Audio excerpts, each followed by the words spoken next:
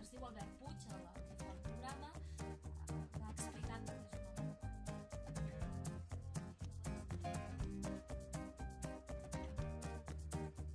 que es la historia de una canción y de la recepción de esta canción. Por un lado, de una persona que escucha la canción y que está vinculada con la persona a quien se dirige la canción.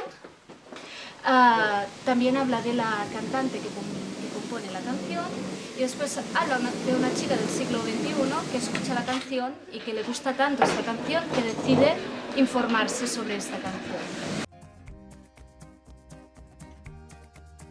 Me interesaba hablar de mujeres porque como quien escribe la canción es una mujer y habla pues esto del amor perdido, quería que las otras también fueran mujeres, ¿no?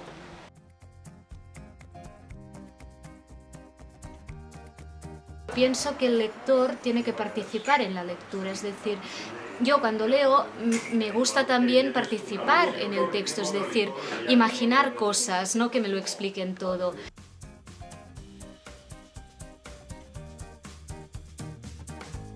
Aquí sí que hay un espacio real, que es Nueva York, cuando en el resto de cosas que he escrito nunca he puesto nombres reales, pero sí que hay lo que ha comentado Cristina. A mí me interesa mucho el tema de Centro Europa y de los países nórdicos, y aquí hay un personaje que es polaco, que es la señora Kumiera, ¿no? Es decir, que no, la vena centroeuropea siempre se mantiene. Hay el estilo narrativo, que es común, ¿no?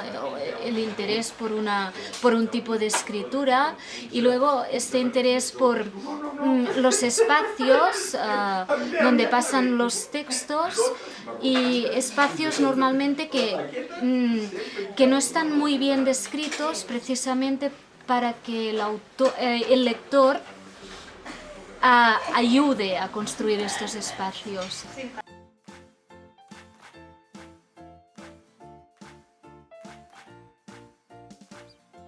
Espero pues que le interese la historia y que después de haber leído esta historia sienta un poco de interés pues por lo que fue la música folk y por todo este movimiento que hubo en los 60.